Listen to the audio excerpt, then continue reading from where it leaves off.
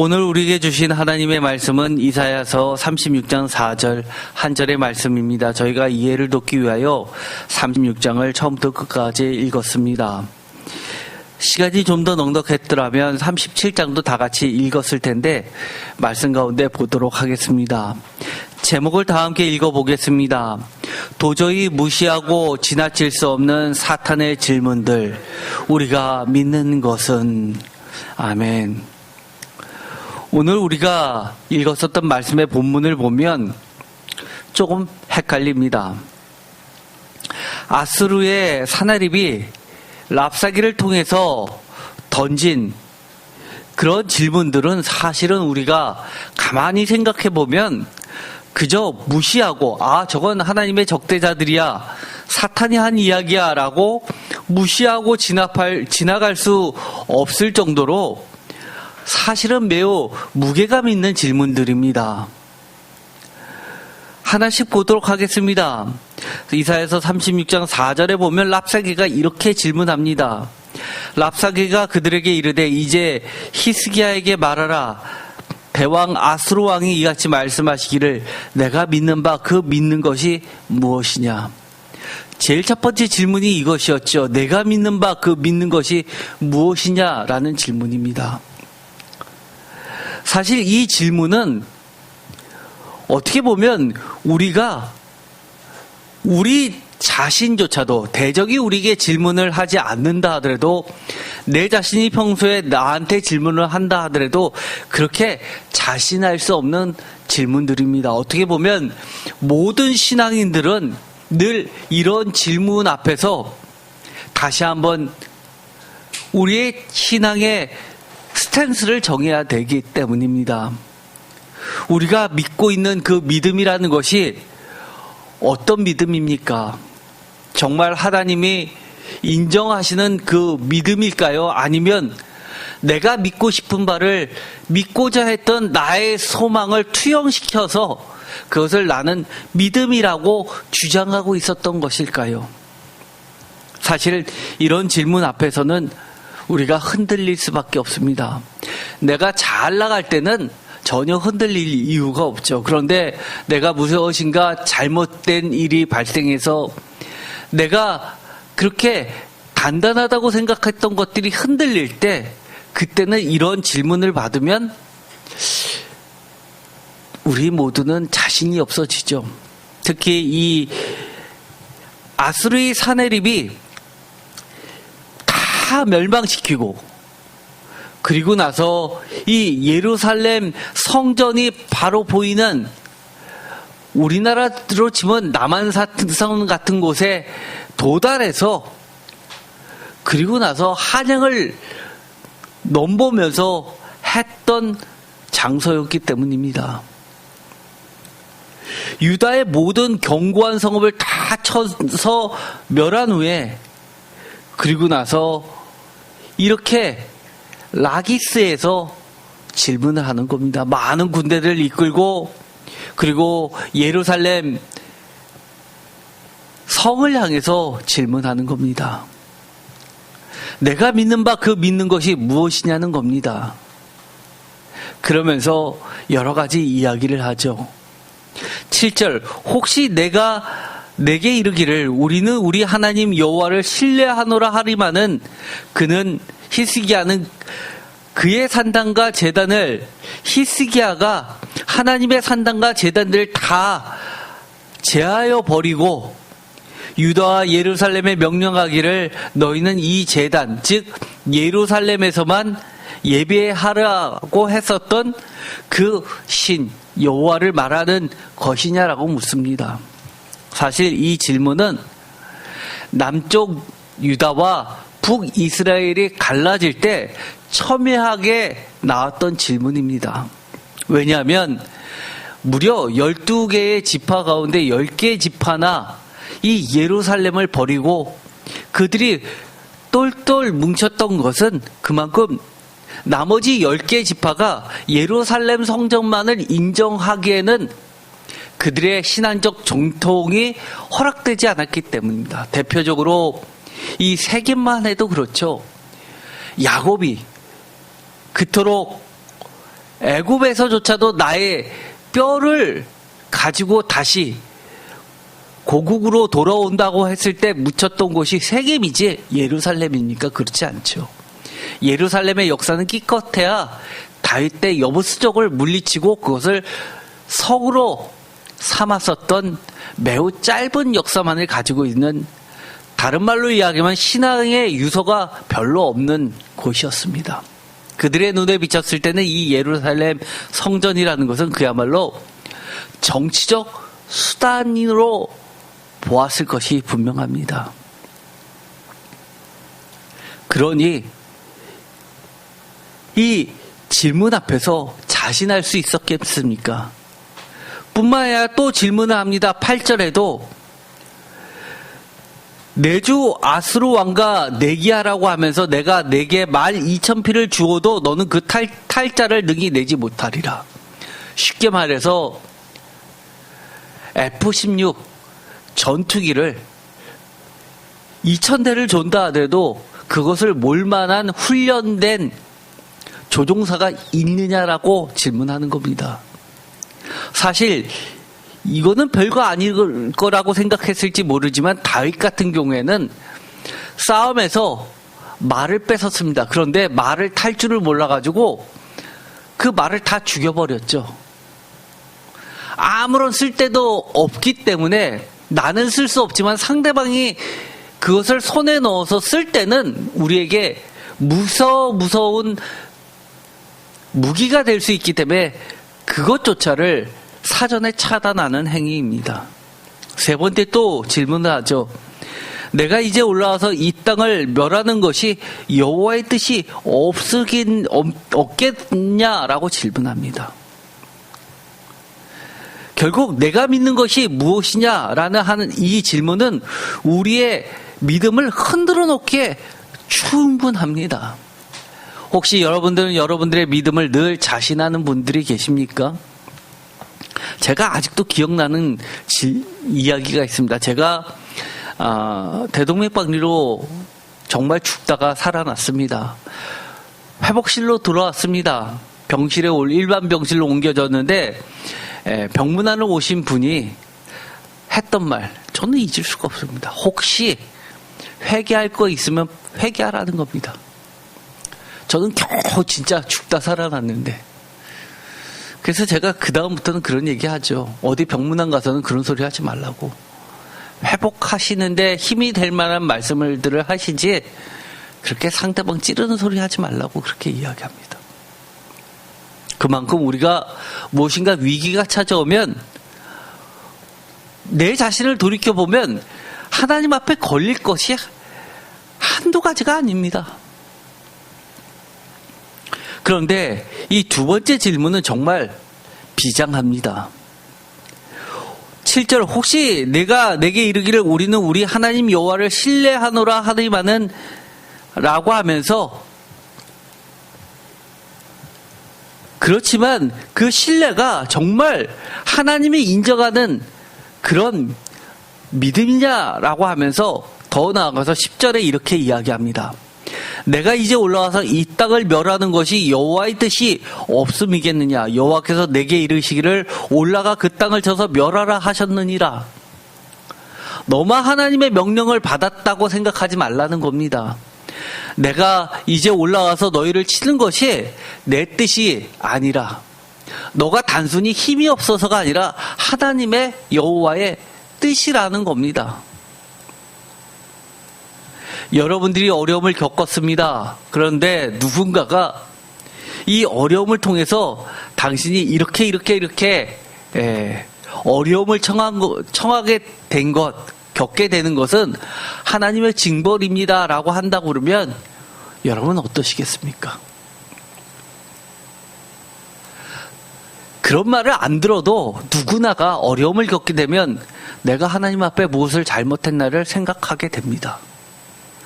저도요, 정말 수술이 끝나고 나서 일반 병실이 아니라 중환자실로 갔었을 때 제가 정신이 들자마자 계속 어릴 때부터 제가 생각나는 것을 다 끄집어서 회개 기도를 했습니다.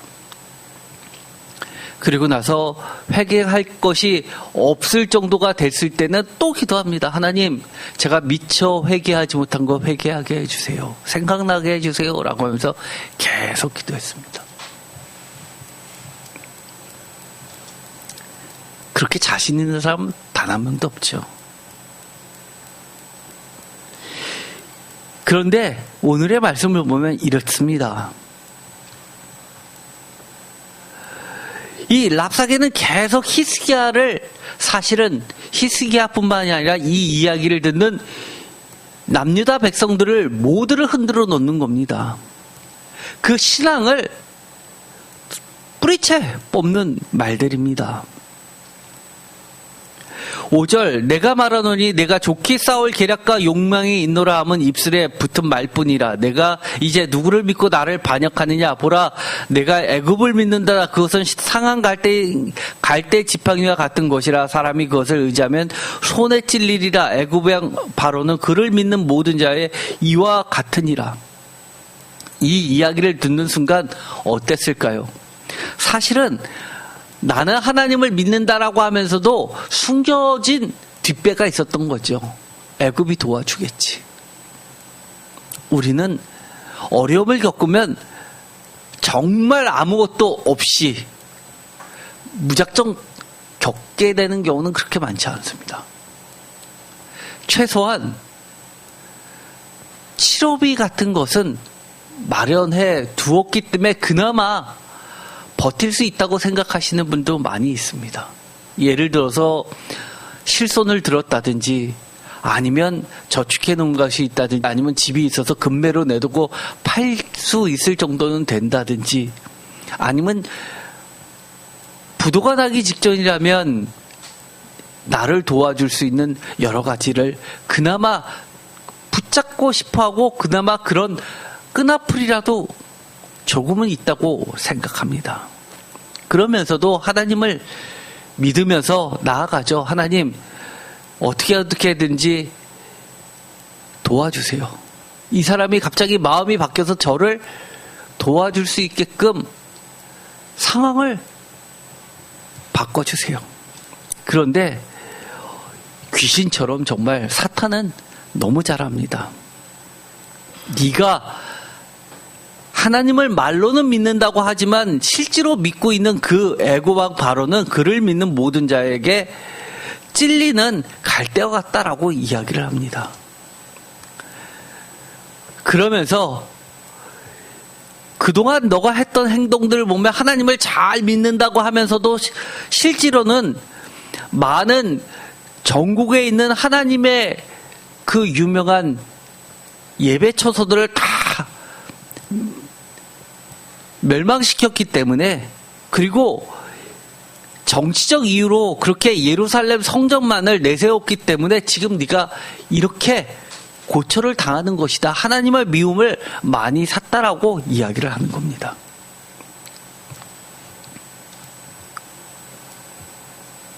그러면서 10절에 여호와의 뜻이 없었겠느냐라고 못을 박습니다. 표준세 번역은 이렇게 이야기하죠. 어찌 너희가 섬기는 주님의 허락도 받지 않고 왔겠느냐. 주께서 친히 나에게 말씀하시기를 이 땅을 치러 올라가서 그것을 멸망시키라고 이르셨다라고 하면서 하나님의 이름을 들먹입니다. 하나님으로부터 명령을 받아서 치기 때문에 당연히 이 전쟁에서 너희는 지고 나는 이긴다는 겁니다. 그런데 하나님은 이렇게 이사야 선지자를 통해서 답변을 주십니다. 37장 7절, 보라, 내가 영을 그의 속에 두리니 그가 소문을 듣고 그의 고국으로 돌아갈 것이며 또 내가 그를 그의 고국에서 칼에 죽게 하리라 하셨느니라 하니라. 하나님께서 말씀을 하십니다. 제가 전에 늘 이런 말씀을 드렸죠. 하나님의 말씀은 하나님의 행위이고 하나님의 행동하심이고 하나님의 일하심이라고 그랬습니다. 우리가 생각하는 것처럼 하나님의 말씀은 그저 말로 그치지 않습니다. 하나님이 말씀하시면 그것은 곧 하나님의 활동의 성취를 이야기하는 겁니다. 그런데 이렇게 이야기하십니다. 그가 그의 고국으로 돌아간다. 또 하나는 그가 돌아간 이후에도 그가 살아있지 못한다라고 칼에 죽게 하리라라고 말씀을 하십니다.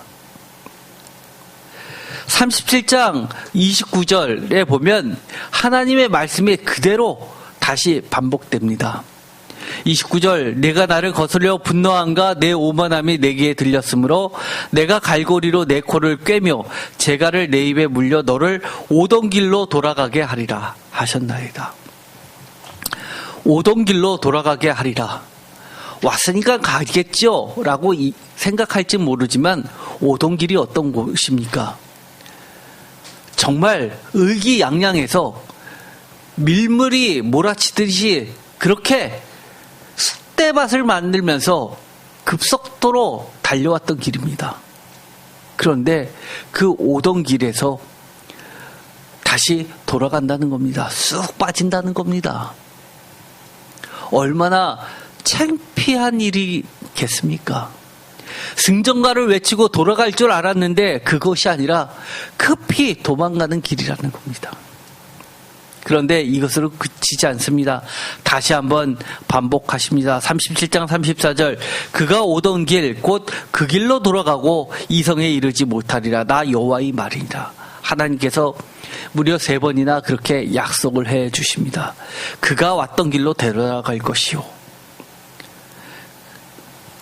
그러자 이사야서 37장 37절 소식을 듣게 됩니다. 이에 아수르 사네리 왕이 떠나 돌아가니 니느웨에 거주하더니 돌아갔습니다. 하나님의 말씀대로 이루어졌습니다. 그런데 하나님의 말씀은 단순히 돌아간다가 아니었죠. 7절에서 이야기했던 것처럼 38절에 자기 신 니스록의 신전에서 경배할 때 그의 아들 아드람멜렉과 사레셀이 그를 칼로 죽이고 아라랏 땅으로 도망하였으므로 그의 아들 에사를 했더니 여 왕이 되니라. 칼로 죽게 됩니다. 하나님의 예언이 성취됩니다. 즉 하나님의 답변은 말로 그치는 것이 아니라 반드시 하나님의 행동하심으로 보여주십니다. 우리가 인생을 살 때 보면 이런 일이 참 많이 있습니다. 우리가 성경책을 읽더라도 또는 우리가 신앙생활을 할 때 보면 우리의 신앙생활의 대적자들이 우리에게 던지는 말들이 있습니다. 신앙에서도 마찬가지로 많은 성경에서도 대적자들이 사탄이 던지는 질문들이 있습니다. 그런데 그 질문들을 읽어보면 오늘 이 랍사게가 했었던 말처럼 참 옳은 말을 합니다. 바른 말을 하죠. 그런데 하나님은 그것을 인정하시지 않습니다. 그렇다고 우리가 그건 사탄이 다 하는 이야기야, 사탄이 공격하는 이야기하고 무시하고 지나가기에는 찜찜합니다.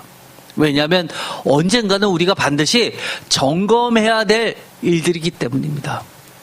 저도 과거에 사업을 할 때요, 거래처에서 부도를 냈습니다. 그리고 나서 제일 제가 안타까웠던 것이 그 건을 이루기 전에 하나님 앞에 수없이 질문하고 기도하면서 점검하고 했었는데 그때는 아무 말씀 안 하시다가 이렇게 사고를 뻥 나게끔 무방비로 당하게끔 하실까라고 하는 게 너무 속상했습니다. 막상 그 일을 겪고 나면서 수습하는 과정에서 보니 정말 그제서야 실수들이 보였습니다. 제가 다시 한번 이런 비싼 일을 하게 되면 이런 일은 사전에 내가 반드시 점검하고 지나가야 될 일이 수두룩하게 눈에 들어왔습니다. 우리가 인생에서 신앙생활을 하다가 어려움을 겪게 되면 여러분들도 그렇게 될 겁니다. 평소에 내가 이건 뭐 별것도 아니야 라고 지나갔던 일들이 정말 그때 내가 이것을 하나님 앞에 한번 제대로 고치고 지나갔을 걸이라고 후회될 때가 분명히 있을 겁니다. 그런데도 불구하고 하나님은 사랑이시니까 라고 믿고 넘어갔던 일들이 너무 많이 있습니다. 오늘의 말씀은 우리의 대적자들이 우리에게 하는 질문이라 하더라도, 우리를 송곳처럼 찌르는 말이라 하더라도 우리는 평소에 그런 생각이 들 때는 우리 자신이 하나님 앞에서 한번 점검해 봐야 된다는 겁니다. 왜냐하면 언젠가는 그런 질문 앞에 우리가 쓸 수밖에 없기 때문입니다. 왜냐하면 사탄은 우리를 그냥 놔두지 않습니다. 예를 들어서 요한복음 18장에 보면 예수님의 십자가 죽음의 의미를 분명하게 해주는 그 십자가를 질 거냐 말 거냐 하는 마지막 신문 단계에서도 이 사탄은 빌라도를 통해서 질문합니다. 내가 왕이냐라는 질문을 2번이나 합니다. 그 다음에 진리가 무엇이냐라고 질문합니다. 사실 이 질문 앞에서 명확하게 예수님께서 서 계시지 않았다면 사실 예수님은 십자가를 지지 않았을 수도 있습니다. 그러나 예수님은 이 2가지 질문 앞에서 명확하게 진짜 왕이 무엇인지, 진리가 무엇인지, 십자가를 통해서만이 참된 왕이요 진리가 드러남을 알기 때문에 그 질문 앞에서 당성이 맞서시게 됩니다. 요한복음 18장 33절, 이에 빌라도가 다시 관정에 들어가 예수를 불러 이르되 내가 유대인의 왕이냐? 라고 질문합니다. 34절, 예수께서 대답하시되 이는 내가 스스로 하는 말이냐? 다른 사람들이 나에 대하여 내게 한 말이냐? 이것을 보면 답변이 내가 왕이다라고 딱 부러지게 얘기하시는 게 아니라 대묻습니다. 35절, 빌라도가 대답하되 내가 유대인이냐? 내 나라 사람과 대제사장들이 너를 내게 넘겼으니 내가 무엇을 하였느냐? 예수께서 대답하시되 내 나라는 이 세상에 속한 것이 아니니라. 만일 내 나라가 이 세상에 속한 것이었다면 내 종들이 싸워 나로 유대인들에게 넘겨지지 않게 하였으리라. 이제 내 나라는 여기에 속한 것이 아니니라 라고 답변을 주십니다. 또 요한복음 18장 37절에 다시 빌라도가 질문하죠. 그러면 내가 왕이 아니냐라고 이제는 부정어로 물어봅니다.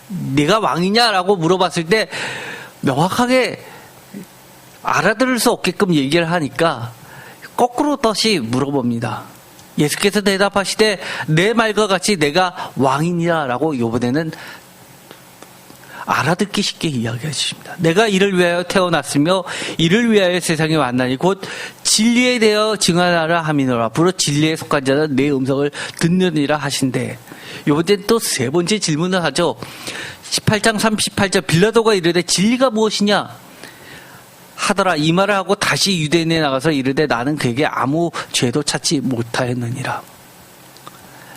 예수님께서 만약에 평소에 진짜 왕이 무엇인지 그리고 진리가 무엇인지에 대해서 하나님 앞에서 명확하게 자신의 고백이 없었더라면 사실 이 질문 앞에서 어쩌면 이렇게 대답했을 수도 있습니다. 왕은 황제 아닙니까? 내가 무슨 왕입니까? 그러면 십자가형은 취해지지 않았겠죠. 또 진리가 무엇이냐라고 했을 때 그 진리가 이겁니다라고 하면서 소크라테스가 이야기하기를, 아리스토텔레스가 이야기를 하기를 세상의 진리를 갖고 답변을 했더라면 십자가형은 취하지 않았었을 겁니다. 그런데 여기에 대해서 아무 대답도 하지 않습니다. 왜요? 진리가 무엇입니까? 진리는 십자가이기 때문에 십자가를 지기 위해서 가심으로써 진리가 무엇이냐라는 답변을 행동으로 하십니다.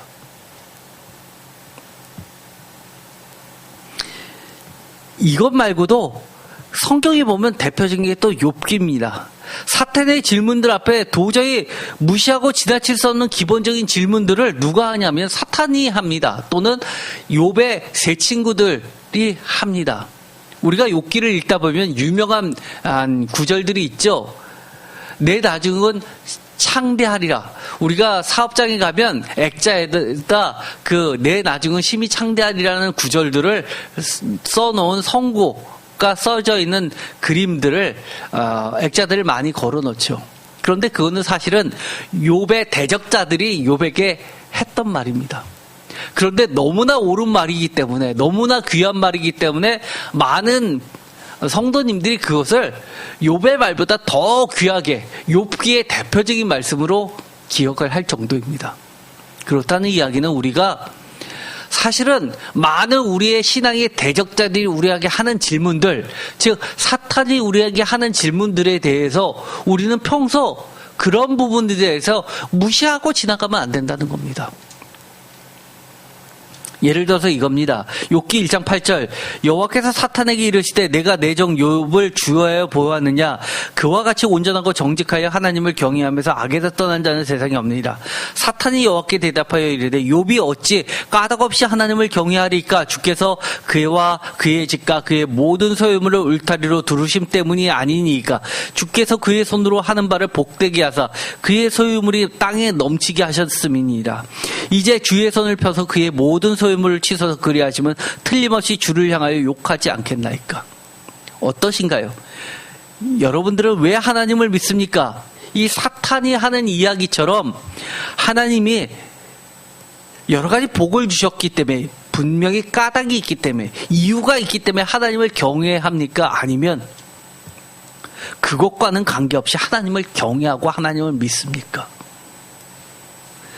지금 당장은 별 차이가 없을 겁니다. 그러나 우리가 신앙생활을 하면서 이런 질문들을 반드시 우리가 평소에 해야만 합니다.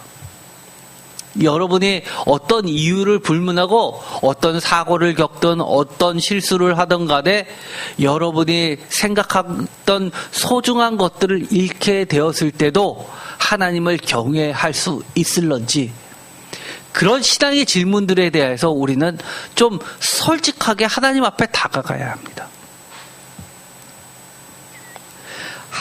좀 더 나아가서 보겠습니다.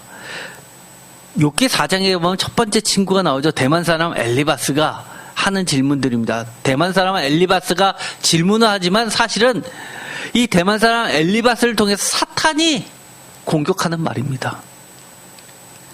죄 없이 하나님 앞에서 망하지 않을 사람이 있는가라는 질문입니다. 사람이 어찌 하나님보다 의롭고 깨끗할 수가 있는가라는 질문입니다. 틀린 말 아니잖아요. 2절 누가 내게 말하면 내가 실증을 내겠느냐, 누가 참고 말하지 아니하겠느냐. 보라, 전에 내가 여러 사람을 훈계하였고 손이 늘어진 자를 강하게 하였고. 욥기 4장 6절 내 경외함이 내 자랑이 아니냐, 내 소망이 내 온전한 길이 아니냐. 생각하여 보라, 죄 없이 망한 자가 누구인가, 정직한 자의 끊어짐이 어디 있는가. 내가 보건대 악을 바꿨고 독을 뿌리는 자는 그대로 거두나니. 9절 다 하나님의 이 가운데 이 기운에 멸망하고 그의 콧김에 사라지느니라. 욥기 4장 17절 사람이 어찌 하나님보다 의롭겠느냐, 사람이 어찌 그 창조하신 이보다 깨끗하겠느냐. 어떠신가요? 9구절은 사실 옳죠. 그러나 이 대만 사람 엘리바스는 사탄이 하나님 앞에 했던 질문과 똑같은 질문을 사실 하는 겁니다. 세상에서 의로운 욥이 정말 의롭느냐라고 물어보는 겁니다.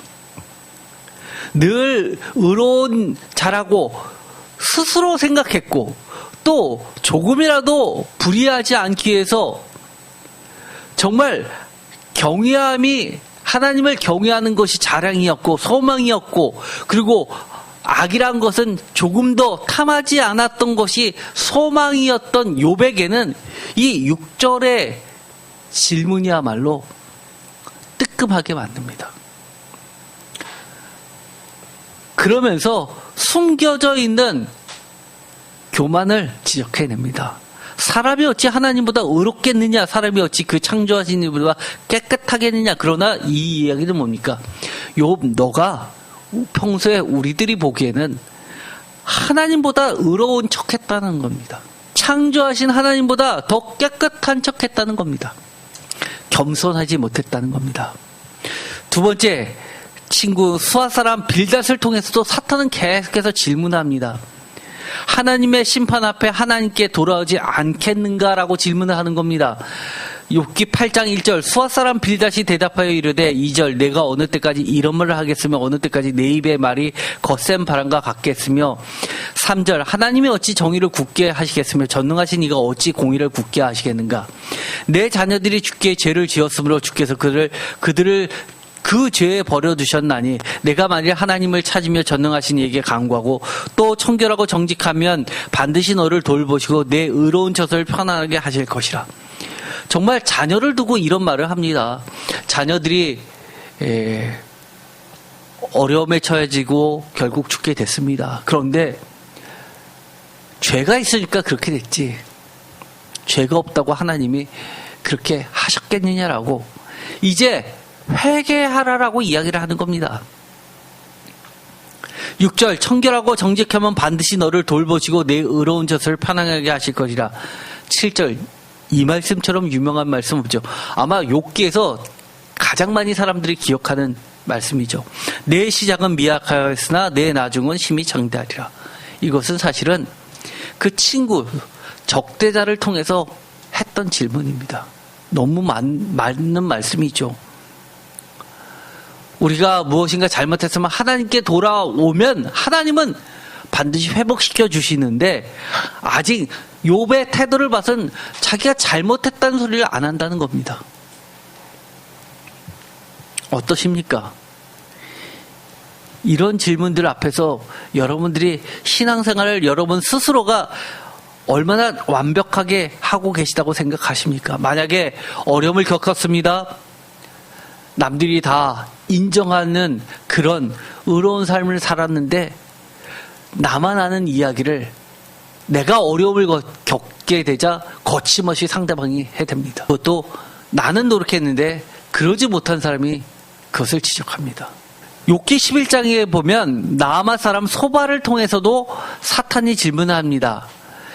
하나님의 심판은 너희의 형벌보다 훨씬 가벼움을 인정하지 않겠는가라는 질문입니다. 사실 이 질문은요, 우리 모두가 사실은 돌아봐야 될 질문들입니다. 제가 어려움을 겪었습니다. 때로는 내가 어려움을 겪은 게 나의 잘못에서부터 출발되었다는 것을 알고 있습니다. 그러나 그것을 신앙적으로 겪어나가기에 너무 버거울 때가 많습니다. 제가 겪은 바로는 제 경험상 그렇습니다. 열의 어려움을 겪었으면 사실은 열 다 내가 저질렀던 죄보다 가볍다고 생각이 드는 적은 거의 없습니다. 다 너무 힘들다라는 생각이 앞섭니다. 그러나 이렇게 이야기하는 겁니다. 1절 욥기 11장 1절 나아마 사람 소발이 대답하여 이르되 말이 많으니 어찌 대답이 없으랴. 말이 많은 사람이 어찌 의롭다함을 얻겠느냐. 내 자랑하는 말이 어떻게 사람으로 잠잠하게 하겠으면 내가 비웃으면 어찌 너를 부끄럽게 할 사람이 없겠느냐. 내 말에 의하면 내 돈은 청결하고 나는 주께서 보시기에 깨끗하다 하는구나. 하나님은 말씀을 내시며 너를 향하여 입을 여시고 지혜의 오묘함으로 내게 보이시기를 원하노니 이는 그의 지식이 광대함이라. 하나님께서 너로 하여금 너의 죄를 잊게 하여 주셨음을 알라. 표준세 번역은 이렇게 이야기합니다. 너는 하나님이 내게 내리시는 벌이 내 죄보다 가볍다는 것을 알아야 한다. 이거는 참 맞는 말입니다. 우리가 죄진 것만큼 죄의 무게만큼 하나님이 징벌을 하시면 사실 버텨낼 사람이 없죠. 그러나 우리가 겪게 될 때마다 너무 힘들다고, 이게 이렇게까지 겪어야 될 일이냐는 생각마저 들게 됩니다. 그런데 하나님은 이렇게 결론을 뒤에 가서 내려주십니다. 하나님의 판결은 이렇습니다. 욥기 42장 5절 내가 주께 대하여 귀로만 듣기만 하였으나 이제는 눈으로 주를 배움나니. 6절 그러므로 내가 스스로 거두어드리고 티끌과 제 가운데서 회개하나이다.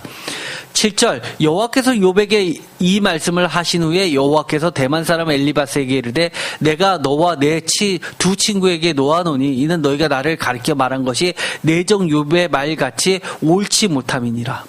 너희들이 틀렸고 욥이 맞다는 겁니다. 그런데 그 전에 42장 5절과 6절을 보면 사실은 5절과 6절은 뭐냐면 욥이 하나님 앞에 자신의 교만을 회개하는 겁니다. 그 이야기는 바로 전에 했었던 말처럼 나마 사람 소발이 사탄의 말을 빌려서 했었던 말처럼 너가 교만하다는 겁니다. 그 다음에 수아 사람 빌닷을 통해서도 했었던 말처럼 하나님이 어찌 정의를 굳게 하시겠으며 정능하신 이가 어찌 공의를 굳게 하시겠느냐라고 하면서 너가 회개하고 하나님을 찾으면 다시 하나님은 용서해 주신다고 했던 말처럼 결국 이 욥은 하나님 앞에 회개하는 겁니다. 그러자 하나님이 뭐라고 이야기하십니까? 그래, 너 다른 친구들이 했던 것처럼 너가 회개하니까 그래, 내가 너 용서해 줄게, 이렇게 얘기하시는 게 아니라요. 그 다음에 그렇게 지적했던 그 친구들을 향해서 노하시면서 그 친구들한테 너네들이 잘못됐다고 이야기합니다. 실제로 이루어진 것은 그 친구들이 했던 대로 욥이 하게 됐는데도 불구하고 하나님은 뭐라고 이야기하시냐면 친구들이 잘못됐고 욥이 맞다는 겁니다. 즉 하나님의 승리는 곧 욥의 승리가 됩니다. 욥의 승리는 하나님의 승리가 됩니다. 왜 이럴까요? 이것이 바로 욥기에 아주 성서학자들이 보기 가장 뛰어난 점입니다. 즉 우리가 잘못이 많이 있죠. 부족한 점이 많이 있습니다. 그러나 우리가 다 잘났기 때문에 하나님은 우리를 사랑하시고 우리를 이끌어 주십니까? 아니라는 겁니다. 우리가 너무너무 부족한 거 하나님이 다 아십니다. 내가 힘이 없고 능력이 없고 또 하나님을 온전히 따를 수도 없다는 것도 아십니다. 그럼에도 불구하고 하나님은 우리를 사랑해 주시고 우리를 이끌어 주시는 겁니다. 그럼에도 불구하고 제가 드리는 말씀은 그렇다고 그런 하나님이 계시다 하더라도 우리가 여러 가지 질문들 앞에서 그걸 무시하고 평소에 지나가면 안 된다는 겁니다. 언젠가는 우리가 다 하나님 앞에서 겪어야 될 문제들입니다. 그래서 우리가 신앙생활을 할 때 교회 말씀을 통해서 예배 가운데 여러 가지 드러나는 것들이 아유 이거는 뭐 별거 아니니까 라고 지나가면 안 된다는 겁니다. 하나님이 오늘 내게 숙제를 주셨구나라고 숙제 풀듯이 그렇게 반드시 짚고 넘어가야 될 문제들입니다. 이뿐만이 아닙니다. 심지어 사도 바울은 이런 일도 있었습니다. 고린도후서 12장 7절에 여러 계시를 받는 것이 지극히 크므로 너무 자만하지 않게 하시려고 내 육체에 가시고 사탄의 사자를 주셨으니 이는 나를 져서 너무 자만하지 않게 하려 하심이라. 사도 바울이 어떤 사람입니까? 사도 바울은 기도해서 병든 자도 낫게 했던 자입니다. 귀신도 쫓아냈던 자입니다. 그런데 자신의 육체의 질병을 고치지 못합니다. 많은 사람이 비난했겠죠. 어떻게 남에게 기도해서 병을 낫게 해주는 사람이 왜 자신의 질병은 못 고치나. 심지어 이것을 사탄의 사자라고 했습니다. 정도가 매우 심각해서 사탄에 걸린 거 아니야 라고 사람들이 그렇게 이야기하는 질병이었을 것으로 보입니다. 어떤 분들은 이것을 가지고 간질이었다라고 이야기하시는 분도 계시고 어떤 분들은 눈병이었다라고 이야기하시는 분도 계십니다. 어쨌든 간에 그 당시에는 도저히 고칠 수 없는 병이었다는 것만큼은 명확합니다. 이것이 내게 떠나가게 하기 위하여 내가 3번 주께 간구하였더니 9절 나에게 이르시기를 하나님의 판결입니다. 내 은혜가 내게 족하도다. 이는 내 능력이 약한 데서 온전하여 짐이라 하신지라. 그러므로 도리어 크게 기뻐함으로 나의 여러 약한 것들에 대하여 자랑하리니 이는 그리스도의 능력이 내게 머물게 하려 함이라. 오히려 이것을 깨닫게 됩니다. 우리는 인생을 살면서 하나님은 강하시기 때문에 약한 우리가 하나님을 믿는다고 생각합니다.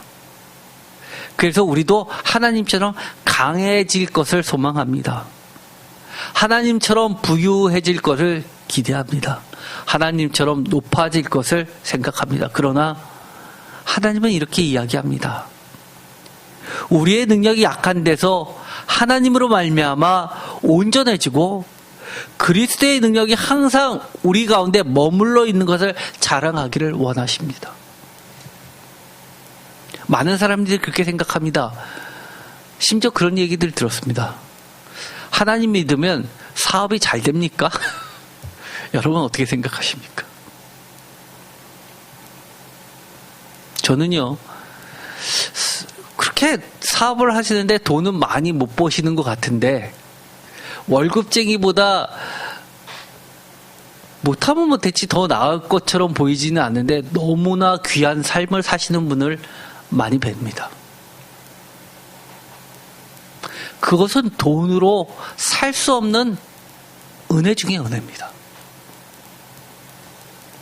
가난하지만 정말 저분을 보면 하나님이 사랑하시다는 것을 느끼게 해주시는 분들 계십니다. 너무 부럽습니다.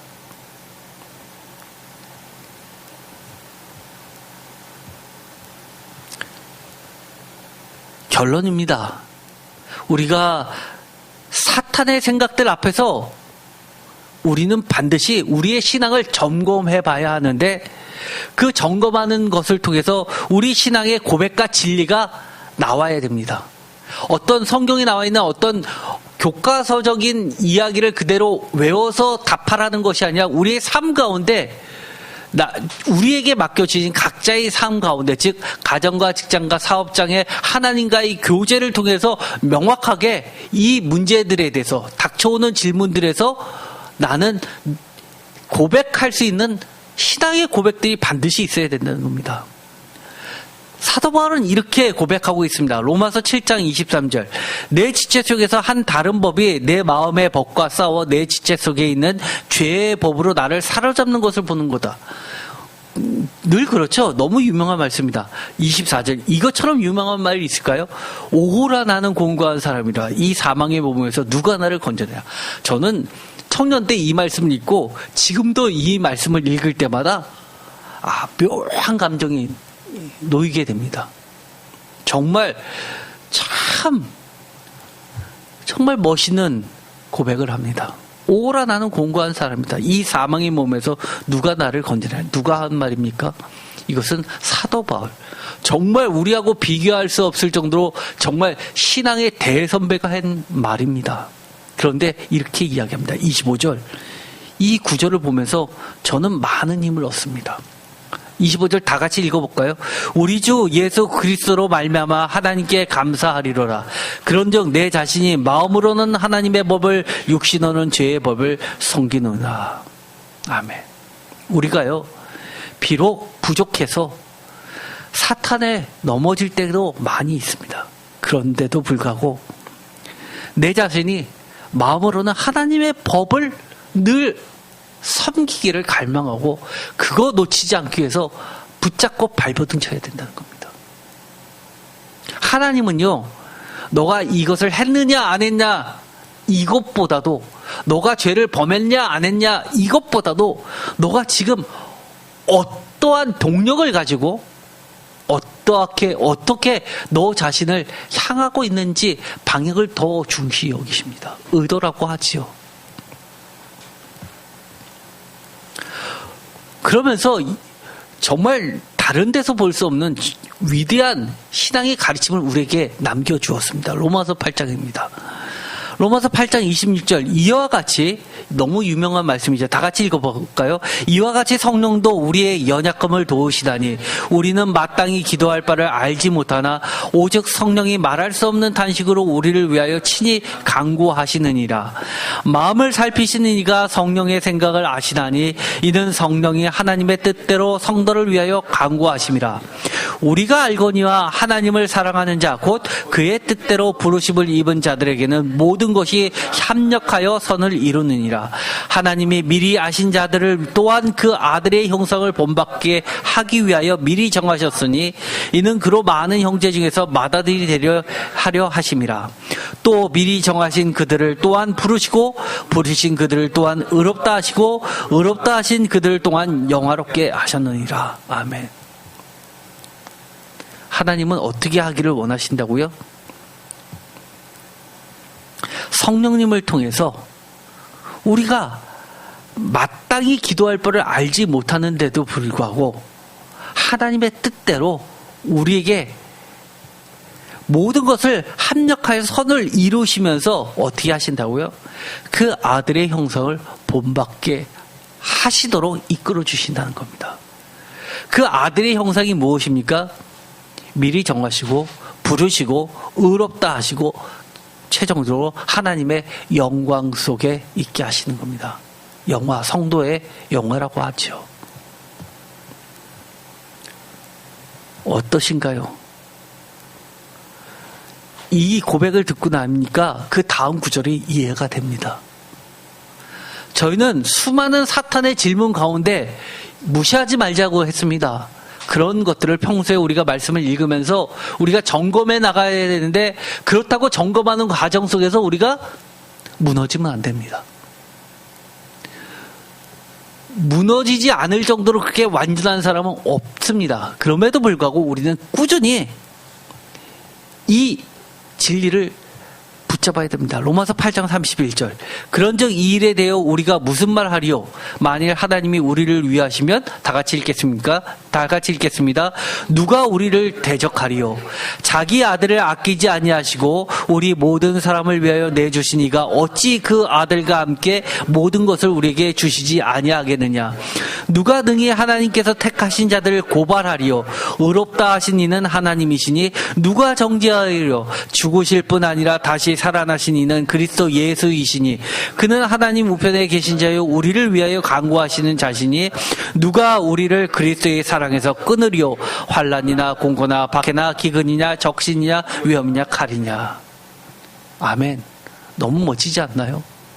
저는 이 구약의 이 오늘 읽었던 히스기야와 아수르 대왕이 랍사기를 통해서 했던 대화를 들어보면 무너질 수도 있었는데, 그쵸? 무너질 수도 있었는데 그 앞에서 우리가 자신할 수 있는 사람이 어디 있겠습니까? 그럼에도 불구하고 저는 다른 말로 이야기하면 오늘 바울이 했던 고백처럼 이것을 보게 됩니다. 누가 우리를 그리스도의 사랑에서 끊으리요? 누가 우리를 하나님의 사랑에서 끊을 수 있으리요? 어떻게 보면 바로 이런 신앙의 고백만이 우리 앞에 수많이 닥쳐오게 될 여러 가지 사탄의 질문들 앞에 우리가 하나님 앞에 바로 설 수 있게 해주는 신앙들입니다. 저는 이 말씀을 마치려고 합니다. 오늘 읽었었던 말씀처럼 우리가 신앙생활을 하다 보면 반드시 우리가 겪게 되는 정말 무시할 수 없는 질문들이 있을 겁니다. 그때 우리는 그 질문 앞에 하나님 앞에 바로 서는 과정을 겪어야 되고, 또 그 과정 속에서 최종적으로 하나님은 우리에게 요청하시는 것이 무엇입니까? 그 질문 앞에서 넘어지라는 것 아닙니다. 하나님은 왜 이런 질문을 굳이 하나님이 아니라 선지자를 통해서 하는 게 아니라 사탄을 통해서 하시냐 하면, 그럼에도 불구하고 우리를 하나님께서는 그리스도의 사랑에서 끊을 수 없다는 것을 우리에게 마지막으로 보여주십니다. 욥에게 하셨던 것처럼. 욥이 사탄의 공격대로 결국은 다 했지만 결국은 욥에게는 너가 잘못했으니까 이제 내가 너를 용서해 줄게라는 말을 일절하지 않으십니다. 그죠? 욥승 이렇게 끝나십니다. 하나님의 승입니다. 우리가 다시 한번 우리의 인생의 위기들 앞에 놓였을 때 반드시 잊지 말아야 될 것은 이 히스기야처럼 우리에게 많은 위기가 찾아올 겁니다. 사냐 죽느냐. 그럴 때마다 우리가 다시 한번 하나님의 그 본뜻을 잊지 말고 하나님의 사랑을 붙잡게 되기를 간절히 소망합니다. 기도가 마치겠습니다. 하나님 감사합니다. 우리가 인생을 살 때 우리가 믿는 것이 무엇이냐는 질문 앞에 자신이 없어질 때가 있습니다. 사실은 하나님께서 복 주시니까, 하나님께 생명이 있으니까, 하나님께서 높여주시니까 하나님으로부터 얻게 되는 여러 가지 복들이 많기 때문에 하나님을 믿지만 그것을 대놓고 그것 때문이 아니라고 이야기합니다. 그럼에도 불구하고 우리 마음 한구석에서는 부인할 수 없는 것들이 너무 많이 있습니다. 오늘 말씀을 통해서 우리에게 주시는 바는 다시 한번 우리가 믿고 있는 것은 하나님의 그 크신, 우리보다 우리를 먼저 사랑하신 하나님의 그 크신 사랑하심을 바라보게 합니다.